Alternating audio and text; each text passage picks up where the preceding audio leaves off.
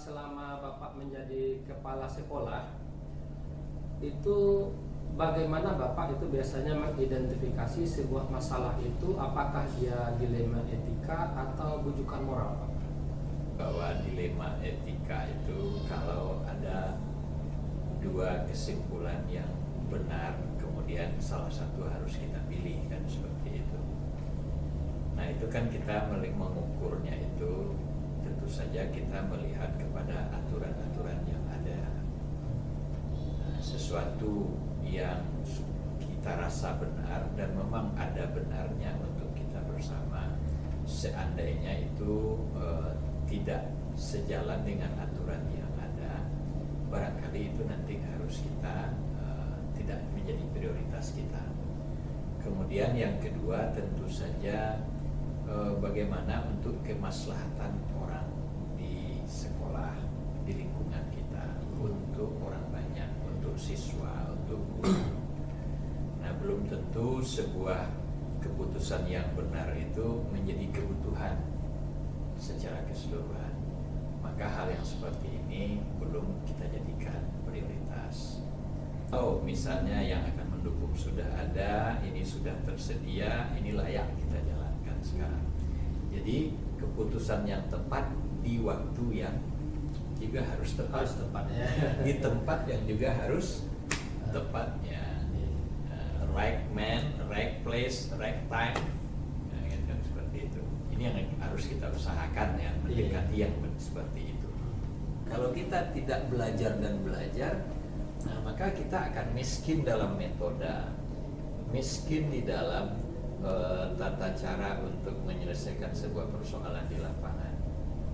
Nah miskin dalam menghasilkan media-media, sehingga harapan saya itu guru menjadi sosok yang menyenangkan di dalam kelasnya, yang dirindukan oleh siswanya, dan itu sebetulnya yang tetap saya ingin dapatkan dari guru pada secara keseluruhan. Nah tantangannya di mana? Yang tadi itu keinginan belajar itu ternyata sebahagian orang tidak sama. Jadi yang lain. Harapan kita seperti itu, itu seperti itu. Berarti harapannya itu kan bagaimana guru itu selalu memikirkan siswanya. Atau kalau istilah sekarang itu berpihak kepada siswa. Apa-apa yang kita lakukan sebagai guru itu tentunya itu untuk kemajuan siswa ya Pak. Nah dalam membuat keputusan itu Pak, apakah Bapak biasanya mempunyai jadwal tersendiri atau biasanya langsung eksekusi langsung di tempat seperti, atau apa butuh jeda waktu atau biasanya? Tergantung keputusan seperti apa yang mau diambil. Gitu.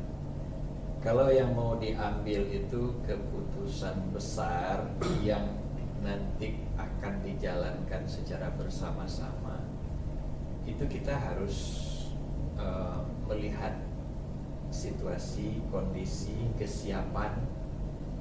Jadi berarti kan ada lihat situasinya, apakah mendesak atau tidak. Dalam membuat keputusan itu biasanya ada orang-orang yang berperan membantu Bapak dalam pelaksanaannya. Iyalah, kita di sekolah ini kan organisasi. Nah, jadi kepala sekolah itu kan top manajemennya. Nah, keputusan sangat boleh jadi, idenya dari saya bisa jadi, tapi digodok dulu oleh kawan-kawan, mungkin wakil, mungkin kaprok, mungkin kabeng, cocok nggak cocok itu menjadi sebuah keputusan. Atau sebaliknya sangat boleh jadi ide itu dari kawan-kawan juga. Nah, kemudian kita pelajari dulu bersama-sama, layak nggak ini untuk kita jadikan sebuah keputusan untuk dijalankan secara bersama-sama. Nah dari pengalaman Bapak yang sudah lama Pak ya menjadi kepala sekolah, tentu pengalamannya sangat banyak sekali. Nah pengalaman mengambil keputusan ini, hal-hal apa yang Bapak petik dalam pengambilan keputusan, pelajarannya? Ya pelajarannya yang tadi itu, sesuatu yang diambil terburu-buru biasanya kurang memberikan hasil yang bagus. Hmm. Tapi sesuatu yang kita putuskan secara terencana, mengambil pendapat banyak orang, dan itu akan menghasilkan sesuatu yang lebih baik. Berarti kan tidak terburu-buru Pak ya, harus dengan mindfulness istilah sekarang, dengan kesadaran penuh.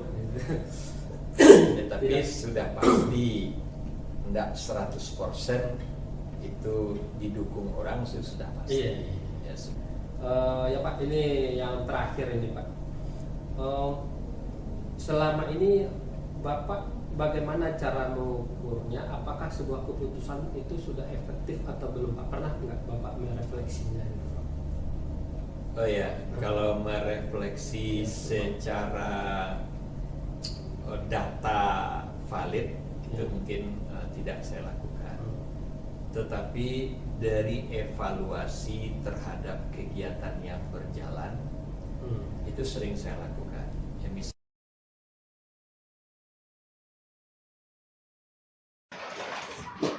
Belazah, selama ini bagaimana Ustazah itu mengidentifikasi? Jadi bagaimana Ustazah mengidentifikasi kasus-kasus yang merupakan dilema etika atau bujukan moral itu? Jawaban saya ini bisa jadi itu bisa tepat, bisa jadi tidak untuk sebuah pertanyaan, karena itu tergantung dari kondisi yang kita hadapi. Jadi kalau dia adalah dilema etika ini kita harus memilih antara dua pilihan yang bertentangan, tapi sebenarnya secara moral itu benar. Sementara kalau bujukan moral itu kita harus memilih antara membuat keputusan yang benar atau salah dari sebuah kasus. Untuk mengambil keputusan benar salah ini mungkin akan lebih mudah bagi kita dibandingkan dengan membuat keputusan benar dan benar. Dan jika ada sebuah kasus yang keputusannya sama-sama benar, ya. Kondisinya itu masalahnya itu bukan masalah ya. Jadi dia ini hal benar, ini juga hal benar. Kita harus memilih salah satunya. Ketika memilih itu, yang pertama yang saya lihat tentu adalah waktunya. Jika suatu masalah itu waktunya masalah A sama masalah B, waktunya mana yang urgen atau harus kita dahulukan. Kalau yang masalah A masih bisa kita pending atau bisa kita delegasikan, itu mungkin kita delegasikan, kita laksanakan suatu keputusan yang B. Begitupun sebaliknya. Kemudian yang kedua mungkin melihat audiens yang terlibat. Jadi kalau misalnya dalam satu keadaan harus kita menghadiri suatu acara A, kemudian kita juga ada suatu acara B, kita lihat audiensnya. Mana audiensnya yang kehadiran kita itu berdampak cukup besar terhadap keputusan kita atau berdampak yang kecil terhadap keputusan kita.